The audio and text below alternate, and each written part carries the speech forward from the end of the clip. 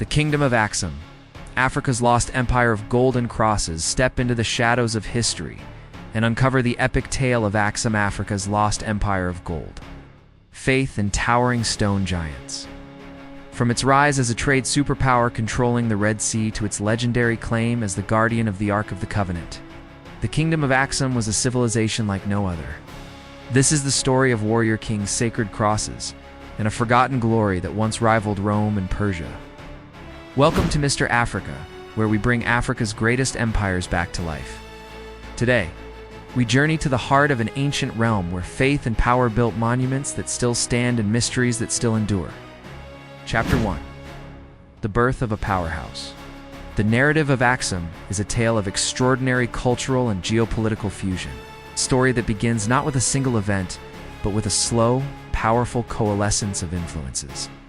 The highland region of what is now Ethiopia and Eritrea was, for centuries, a crossroads of African and Arabian cultures.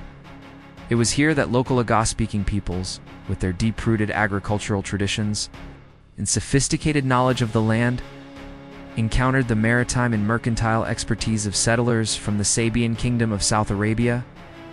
These Sabian migrations were not a conquest, but a cultural exchange. They brought with them advanced techniques in masonry, writing, which would evolve into the Ge'ez script, and long-distance trade. The result was a new, dynamic society that would eventually forge the Kingdom of Aksum. By the 1st century AD, Aksum had emerged as a regional power, strategically positioned to dominate the lucrative trade routes connecting Africa, Arabia, and the Roman Empire. Its capital, also named Aksum, was a thriving urban center, a testament to the kingdom's growing wealth and influence. The city's location was no accident. It sat on a high plateau, providing a natural defense, while its proximity to the Red Sea allowed it to control a network of vital ports. The early Aksumite kings, with their genius for statecraft, consolidated power, building a unified kingdom that could project its influence far beyond its borders. Rise to prominence was fueled by its control over a staggering array of resources. From the African interior, it extracted gold, precious minerals, and the finest ivory, a commodity so valuable it was often referred to as white gold. Aksum's elephant herds were a source of immense wealth, with tusks traded to Rome and Persia. The kingdom also controlled the export of rhinoceros horn, exotic spices, and frankincense, a fragrant resin highly prized in religious rituals across the ancient world. The control over these luxury goods gave Aksum a unique and powerful position in the global economy, allowing it to dictate terms of trade and accumulate immense wealth. This wealth was not simply hoarded. It was used to build a sophisticated and centralized state. Aksumite society was highly structured, with a powerful monarchy, a loyal nobility, and a well-trained army. The kings of Aksum were not just rulers. They were seen as semi-divine figures, their authority absolute. They presided over a court known for its opulence and grandeur, and their power was immortalized in the monumental architecture and intricate artworks that defined the Aksumite civilization. The kingdom's administration was also highly advanced, with a system of taxation, law, and provincial governance that rivaled those of the great empires of its time. The true testament to Aksum's power came from its contemporaries. The Persian prophet Mahoni, a figure of immense influence in the 3rd century, listed Aksum as one of the 4 great empires of the world, placing it in the same league as Rome, Persia, and China. This was not a backwater kingdom. It was a global player, a true superpower whose economic and political decisions had a ripple effect across continents.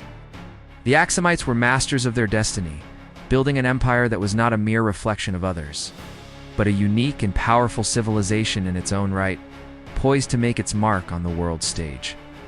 Chapter 2. Masters of the Red Sea. The heartbeat of Aksum's economy was the Red Sea.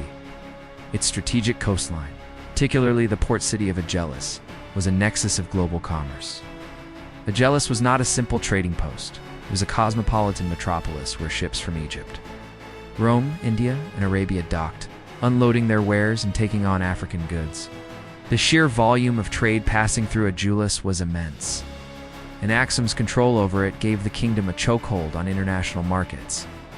The city was a melting pot of cultures and languages, a vibrant hub where merchants haggled over silks from China, spices from India, and glassware from the Roman Empire.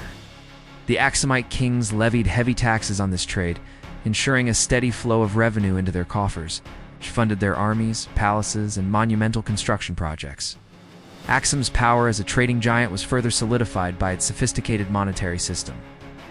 In a world where many kingdoms still relied on barter, Aksum was a pioneer, minting its own coins in gold, silver, and bronze.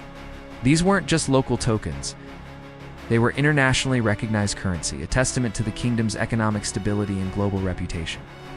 The gold coins in particular were a symbol of immense wealth and power. They were inscribed in both the native GS script and in Greek, the lingua franca of the ancient trade world. This bilingual inscription was a deliberate and powerful statement, signaling to the wider world that Aksum was not an isolated kingdom, but an equal participant in the global elite. The king's faces were proudly displayed on these coins, a form of ancient propaganda that projected their authority across continents. Beyond the Red Sea, Aksumite influence extended deep into the African interior and across the water to the Arabian Peninsula. Aksum's dominance wasn't limited to a single port. Its merchants and armies controlled a network of trade routes that snaked through the highlands, ensuring that the valuable commodities from the interior, gold, ivory, and slaves reached the ports efficiently and safely. This control over the entire supply chain gave Aksum an unparalleled advantage. They were not simply buying and selling, they were the architects of a vast and complex economic machine. The Aksumite kings also wielded their economic power as a form of diplomacy. They often sent exotic animals, such as elephants and leopards, as gifts to Roman and Byzantine emperors, a move that demonstrated both their wealth and their influence over the African wilderness. These gifts were a form of soft power, forging alliances and ensuring the stability of their trade relations. The ancient Greek text Periplus of the Erythraean Sea, a merchant's guide to the Red Sea. This provides a detailed account of Agilis as a major hub and a kingdom inland of great wealth. This first-hand account by a contemporary trader confirms Aksum's status as a preeminent global force, a kingdom whose power was built on the unshakable foundation of commerce and an unyielding grip on the Red Sea. Chapter 3. The First Christian Empire. While Aksum's economic power was undeniable, its most enduring legacy is arguably its religious transformation. The 4th century marked a dramatic and world-changing moment in the kingdom's history, its official conversion to Christianity. This was not a gradual grassroots movement, but a top-down royal decree, making Aksum one of the first states in the world to adopt Christianity, even before the Roman Empire had fully embraced it. The story of this conversion is as compelling as any legend. It begins with 2 Syrian Christian brothers, Frumentius and Odysseus, who were shipwrecked on the Aksumite coast. They were taken to the royal court, where they rose to positions of influence. Frumentius, in particular, became a mentor to the young prince Ozana and introduced him to the Christian faith. When Ozana ascended to the throne, he was a king of immense power and vision. In a move that would define Aksum for centuries, he officially declared Christianity the state religion. This was not a quiet conversion. King Ozana made a series of dramatic and symbolic changes that reshaped the kingdom's identity. He had his famous coins, which had previously borne the symbols of the pagan sun and moon gods, reminted with the sign of the cross. This was a clear message both to his subjects and to the wider world that Aksum had a new divine allegiance. He also commissioned the construction of churches and promoted Christian teachings throughout the kingdom, laying the groundwork for a new cultural and spiritual era. This conversion had profound geopolitical implications.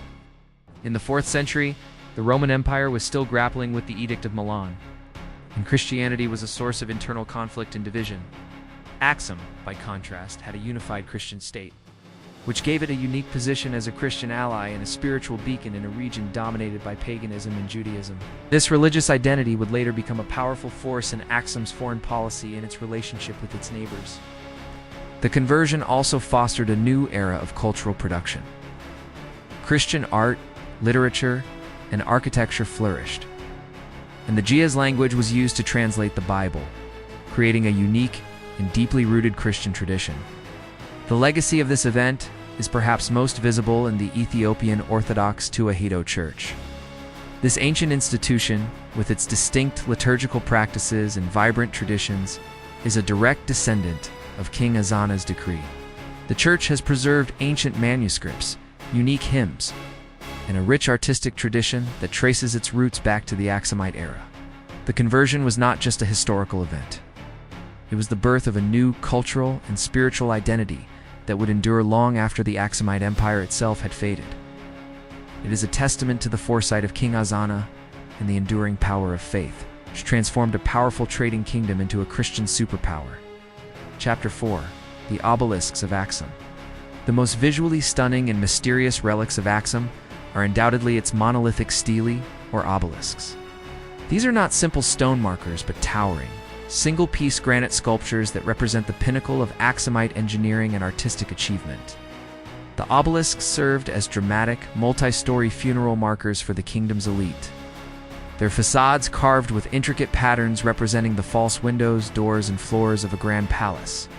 They were a symbolic link between the earthly kingdom and the divine realm. A final, monumental statement of a ruler's power and a guide for their spirit's journey into the afterlife. The sheer scale of these monuments is breathtaking. The largest, now fallen and broken into 3 parts, would have stood over 33 meters high and weighed an estimated 520 tons. It remains one of the largest single pieces of stone ever quarried and transported in the ancient world, an engineering feat that still perplexes modern scholars. How the Aksumites managed to quarry such a massive block, transport it miles to its final location, and then erect it is a mystery. The precision of the carvings, done without iron tools, is equally astonishing, demonstrating a level of craftsmanship that was far ahead of its time. The most famous of these stelae has its own dramatic modern history. It was taken from Aksum by Italian forces during the Second Italo-Ethiopian War in 1937 and transported to Rome, where it stood for decades as a symbol of colonial conquest. Its eventual return to Ethiopia in 2005 and its re-erection in 2008 was a moment of immense national pride and a powerful symbol of a nation reclaiming its heritage. Today it stands proudly alongside the other surviving stelae, a testament to Aksum's enduring legacy and the resilience of the Ethiopian people. The obelisks are more than just ruins. They are a window into the Aksumite worldview. Their alignment and design suggest a sophisticated understanding of architecture, astronomy, and religion. They were not built for a single purpose, but were a blend of art, science, and spiritual belief. They speak of a civilization that had the vision to create something monumental and the technical skill to make that vision a reality. They are a physical manifestation of a powerful and confident kingdom that believed its rulers were worthy of being immortalized in a way that would touch the heavens themselves. Chapter 5. The Shadow of Decline. The decline of the Aksumite Empire was a slow, multifaceted process, not a sudden collapse.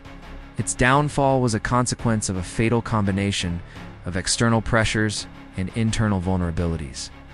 The most significant external factor was the rise of the Islamic caliphates in the 7th century. The rapid expansion of Islam across the Arabian Peninsula and North Africa completely redrew the geopolitical map of the ancient world. The Aksumites, once the masters of the Red Sea trade, found their access to these vital routes increasingly restricted by a new, powerful, and often hostile neighbor. The economic lifeblood of the empire was slowly choked off, and the vast wealth that had funded Aksum's power began to dwindle. This economic isolation was compounded by a period of severe environmental stress. The Aksumite Empire, having flourished for centuries, began to face the consequences of over-farming and deforestation. A major drought around 500 AD may have been a catalyst, leading to widespread crop failures and famine. The once fertile highlands began to suffer from soil erosion and degradation, making it difficult to support the large population of the empire's golden age. This ecological crisis weakened the kingdom from within, leading to social unrest and political instability. The combination of economic decline and environmental collapse was a powerful one, leaving the empire vulnerable to internal strife. As the empire's power waned, its political center began to shift. The capital city of Aksum, once the heart of the empire, was eventually abandoned in favor of more fertile and defensible regions further south in the highlands. This was not a sudden flight, but a gradual retreat. sign of a kingdom that was losing its ability to project power and maintain its vast dominion. The once unified empire began to fragment, with regional warlords and local powers gaining more influence. The grand state apparatus of the Aksumite kings gave way to a decentralized system, and the glorious age of monuments and global trade became a distant memory. By the 10th century, the Aksumite Empire had effectively ceased to exist as a unified political entity. It had faded from the world stage, and its name, once whispered in the courts of Rome and Persia, was largely forgotten. However, the empire's legacy did not die. Its culture, language, and, most importantly, its Christian faith survived. The political vacuum left by Aksum's collapse was filled by a new dynasty, the Zagwe, who, while not direct descendants, saw themselves as the heirs to Aksum's spiritual and cultural heritage. The memory of Aksum became a powerful myth, a golden age that future Ethiopian rulers would strive to emulate, ensuring that the legacy of Africa's lost empire would continue to shape the nation's identity for centuries to come. Chapter 6. The Legend of the Ark, the final and perhaps most captivating element of Aksum's story is its profound and enduring link to one of the most sacred relics in the world, the Ark of the Covenant, according to the national epic of Ethiopia. The Kebra Nagus, the glory of kings, the Ark was not lost to history. Instead, it was secretly brought to Ethiopia by Menelik I, the son of the biblical King Solomon and the legendary Queen of Sheba. The epic recounts how Menelik, while visiting his father in Jerusalem, was entrusted with the Ark's safekeeping. He then, with the help of the priests of the temple, made a daring switch, taking the original Ark and leaving a replica in its place, before carrying it to Aksum. This legend is not a mere folkloric tale. It is the cornerstone of Ethiopian national identity and the central belief of the Ethiopian Orthodox Tewahedo Church. The church believes that the Ark is housed in a small, unconsecrated chapel next to the Church of Our Lady Mary of Zion in the city of Aksum. This chapel, known as the Chapel of the Tablet, is a place of immense sanctity. No one is permitted to enter except for a single, specially chosen guardian monk.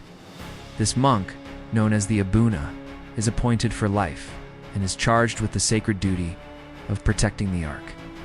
He is the only person in the world who is allowed to see it, and he is forbidden from leaving the chapel grounds. His life is a solitary vigil, a testament to the absolute faith and reverence with which the Ark is regarded. For centuries, this belief has given Aksum and Ethiopia a unique spiritual significance. It has elevated the kingdom from a mere historical entity to a chosen nation, blessed by the divine. The legend has also played a crucial role in Ethiopia's self-perception as a bulwark of Christianity. A nation with a direct and unbroken link to the biblical kings of Israel, this spiritual heritage has been a powerful force in shaping the nation's identity and its sense of independence. While the historical and archaeological evidence for the Ark's presence is non-existent, the belief itself is a powerful cultural force. It has inspired art, music, and a deep sense of religious devotion that has defined the Ethiopian people for centuries. The legend of the Ark adds a layer of mystery and grandeur to the story of Aksum, transforming it from a powerful but ultimately mortal kingdom into a place of divine significance. It ensures that Aksum is not just a collection of ruins and forgotten facts, but a living, breathing part of the Ethiopian faith and soul. The Ark may or may not be there, but its legend is an eternal presence, a testament to the enduring power of belief. Chapter 7. The Aksumite War Machine. The Aksumite Empire's dominance was not built on trade alone. It was fiercely protected by a powerful military, while Aksum is celebrated for its commerce and faith. Its army was a well-organized and formidable force that allowed it to conquer rivals and project power across the region.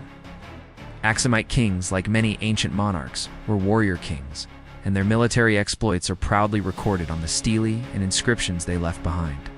These inscriptions boast of campaigns against neighboring tribes, the subjugation of rebellious vassals, and the expansion of the empire's borders. The Aksumite army was a mix of a professional corps and a tribute-based levy from conquered territories, ensuring a large fighting force at the king's command. Aksumite military technology was advanced for its time and region. Their soldiers were equipped with iron weapons, including spears, swords, and shields. The cavalry, while perhaps not as famous as the Persian cataphracts, was a key component of their military, providing speed and shock in battle. Their strategic genius was evident in their conquests. One of the most significant military campaigns was the Aksumite invasion of the declining Kingdom of Kush around 350 AD. King Azana's inscriptions detailed this conquest, which saw the Aksumites defeat a long-standing rival and gain control over vital trade routes along the Nile River. This victory cemented Aksum's position as the dominant power in northeastern Africa, eliminating a key competitor for resources and influence. The Aksumite military was also a naval force. Their strategic position on the Red Sea necessitated a strong navy to protect trade routes and project power across the water.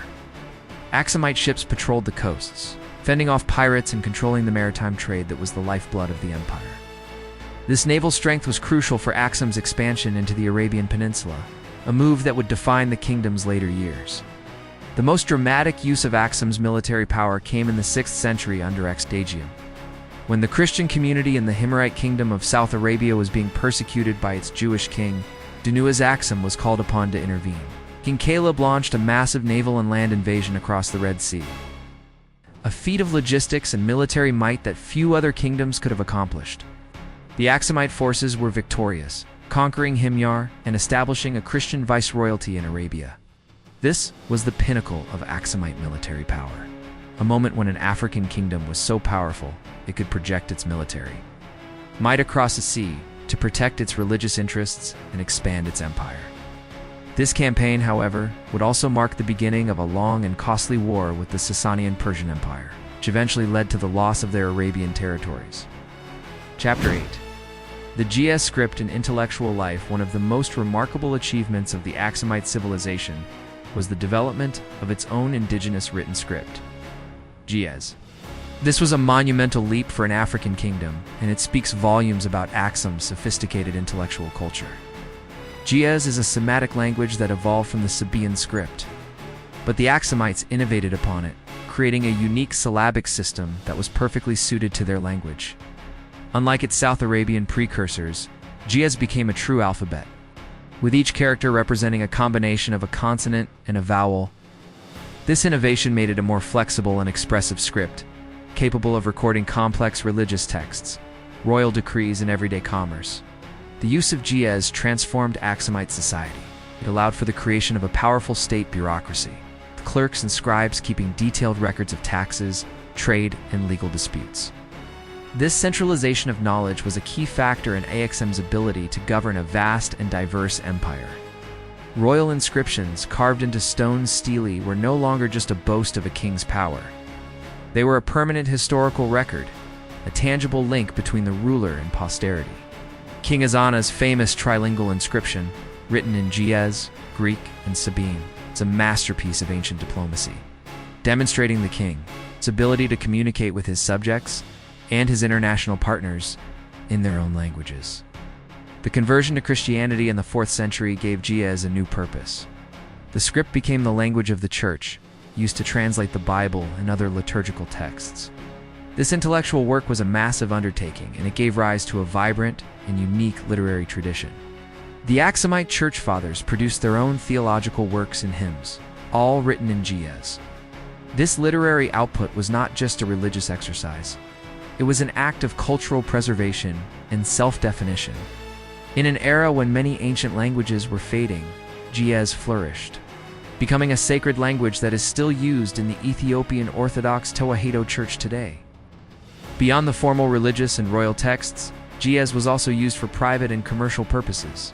Inscriptions on coins, seals, and other artifacts show a society where literacy was not confined to a priestly or royal elite, but was an important part of everyday life. The intellectual life of Aksum was a blend of native ingenuity and foreign influence, with scholars studying Greek philosophy, Christian theology, and native African wisdom. The monasteries and libraries of Aksum were centers of learning, preserving knowledge that might have otherwise been lost to time. Aksum may have faded into history, but its legacy lives on in the coins that funded its conquests, the obelisks that defied time, and the faith that shaped a continent. If this glimpse into Africa's golden empire left you in awe, don't forget to like, subscribe, and join me as we unearth more untold stories of our past. The next chapter of Africa's greatness is waiting. What lost kingdom should we explore next? Drop your thoughts below, and until next time, remember, history isn't just about the past, it's about the pride we carry forward. This is Mr. Africa, signing off. Stay legendary.